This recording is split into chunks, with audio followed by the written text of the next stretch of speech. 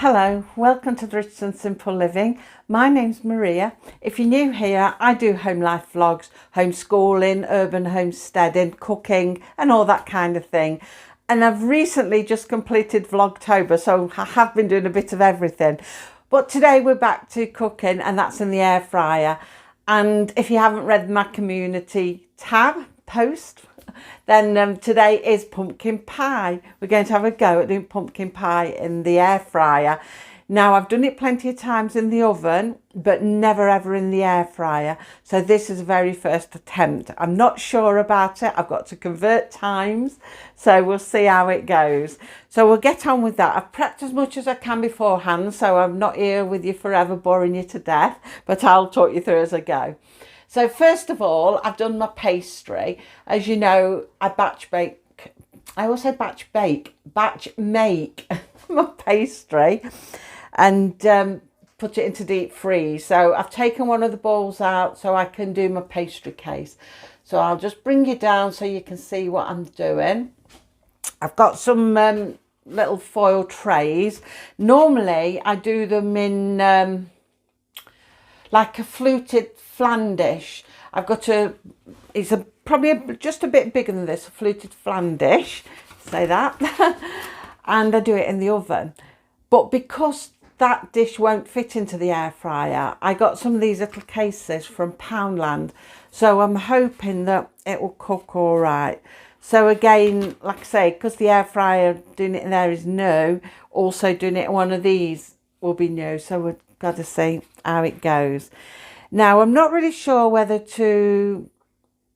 I should blind bake my pastry. I never have before, never ever. So I'm inclined not to. We'll see how it goes. So I'll bring you back down again and we'll get on with it. So I'm going to roll out the pastry first of all. And we'll probably have plenty. Won't need all of this. And we'll line that little dish.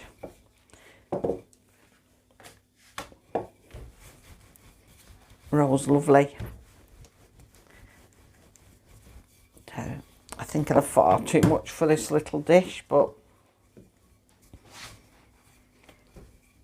I remember when we were little, and I've done it myself, leftover pastry, and you cut it all off and you make another lump of it.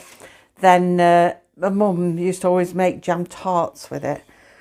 Or I've done the same, little jam pasties, and pop them in the oven underneath the actual thing that's cooking. It's not too bad, we've not got too much spare.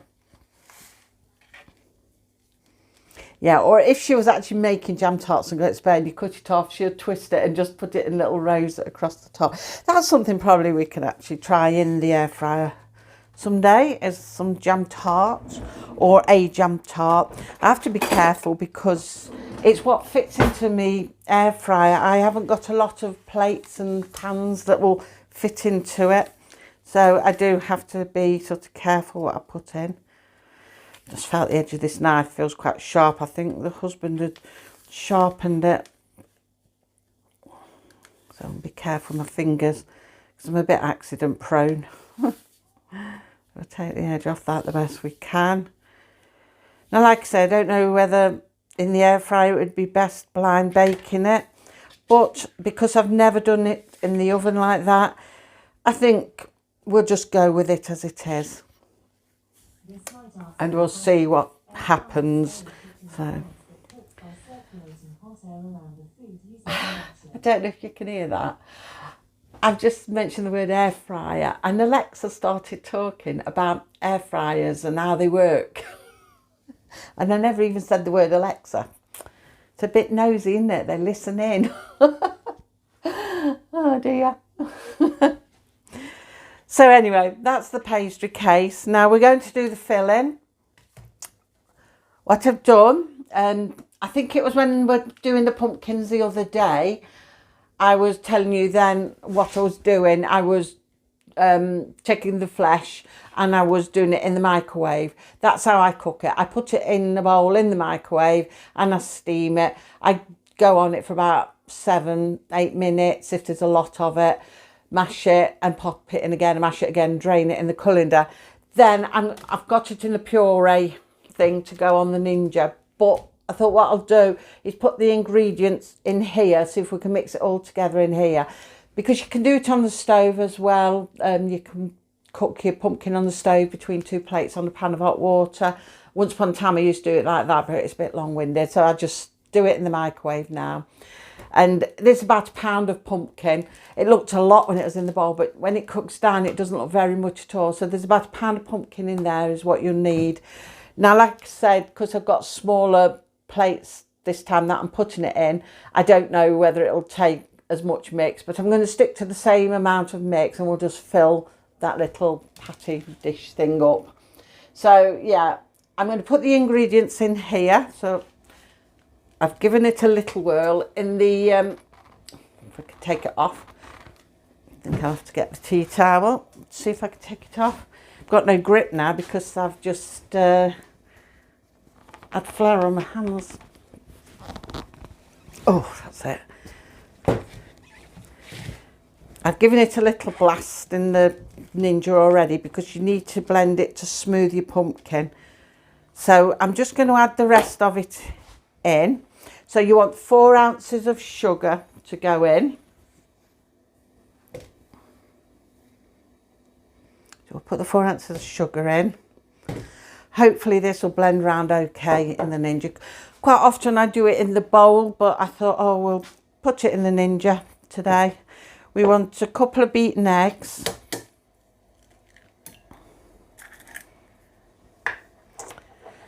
My hens seem to have stopped laying at the minute, which is a bit of a pain because I've always had fresh eggs.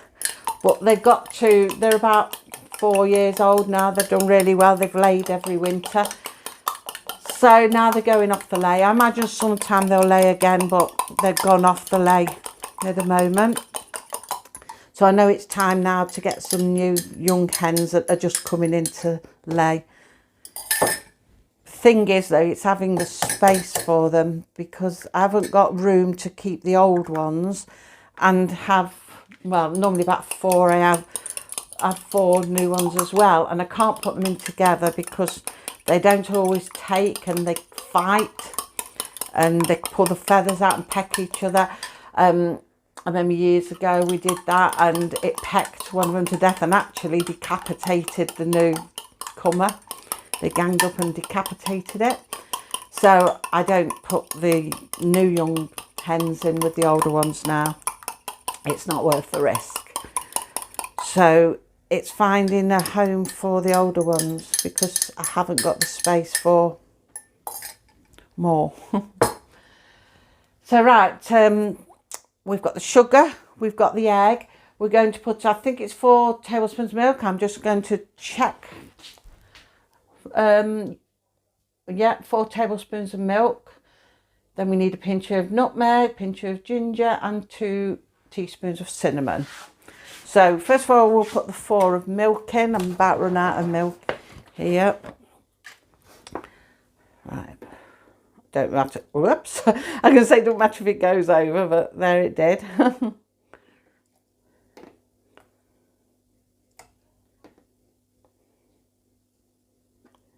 There we are. Should do that. Then into a little teaspoon. Now, which did I say I've forgotten already? Which I said was which. The times I've made it as well. 2 teaspoons of cinnamon. I do like cinnamon. Cinnamon is one of my favourite things, but I'm about out of it, I think. Do it over here, then any excess will go in.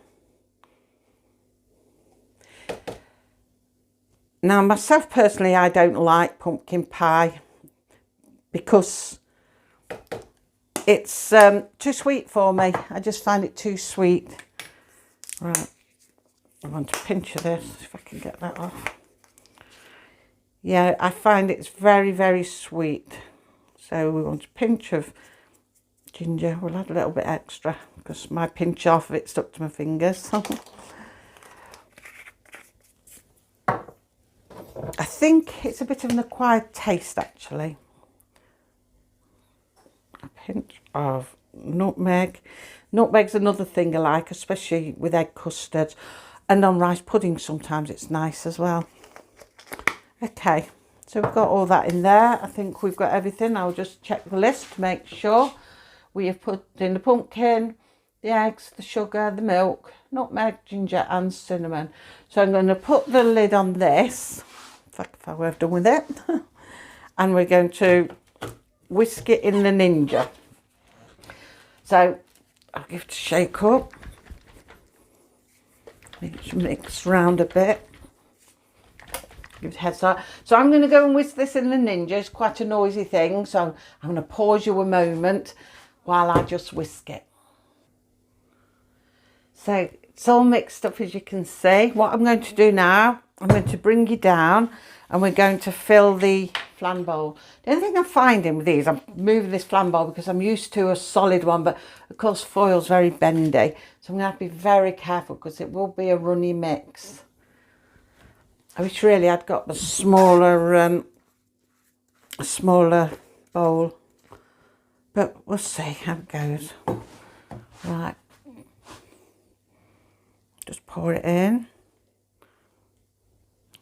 Nice and smooth. Oh, it smells divine. I don't know if I can. All the spices, they smell beautiful. But I think between that and the sugar is what makes it taste very sweet. And I do think it is a bit of an acquired taste. So I've never really taken to pumpkin pie. There's not a lot of people in my house who eat it. One of my sons does. Well, that's about it, I think. The children will never try it because children don't like to try new things. They don't like it before they've tried it. You know how it goes. I get an awful mess here. My hands are full of it. Don't want to waste any. Right, so we'll spread it out a bit. So as you can see, it's a nice runny and smooth mix. I think that's plenty. And it's sort of got a browny colour. That's your spices. And it smells beautiful. Oh. Right, with that. There we go. That's all ready now for the air fryer. So I'm going to wash my hands because I'm covered in it. And then we're going to take it to the air fryer and we're going to cook it and then see what it turns out like. So here I am back in my cooking area, ready to pop the air fryer on. I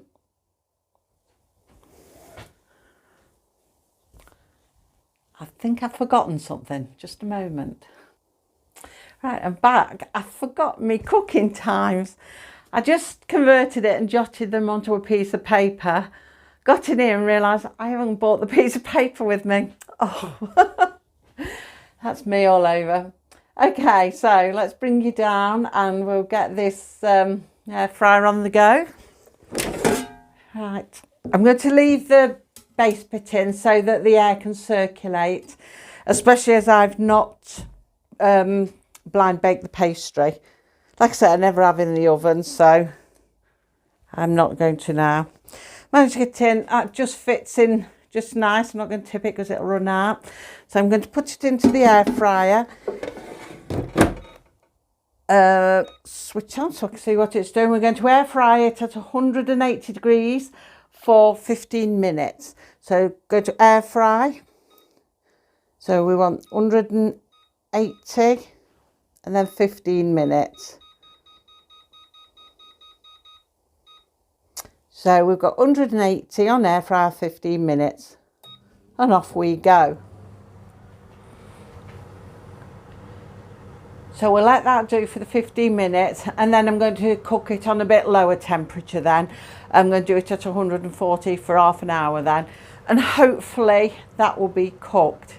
Like I say, I've never done one in the air fryer before. I'm very nervous about it, but I am quite a few things and I put them in for the first time and I think, oh, I hope this works, because even if it doesn't, I'm going to show you it doesn't. So, and we could perhaps work out together why it hasn't. So yeah, we're going to leave that do now, and we'll be back in a little while to alter the temperature. It's just beeped, so we'll have a look how it's doing and bring you down a little bit, because we're going to alter the temperatures then. So it's coming along all right. You see that? Coming along nicely. So what we're going to do now is pop it back in, and we're going to cook it on a little bit lower temperature. So we're going to go for 140 for half an hour. So we're going to air fry, and we'll go for 140. Can't see, it's a bit steamy because I've opened it and the steam's come up. And we're a bit steamed up. So 140 for 30 minutes. Oh, there we are. So we've got air fry, 140, 30 minutes, and off we go.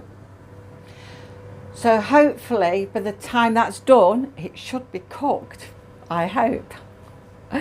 So we'll come back to it in a moment. Well, half an hour. It'll be a moment to you, but half an hour for me, and we'll see what it looks like then. So we've beeped again, and we'll have a look now. The telling time. Bring you down a bit and we'll see what it's done. Right, let's have a look. Oh, it doesn't look too bad. Pastry looks nice. See that? Pop it on there.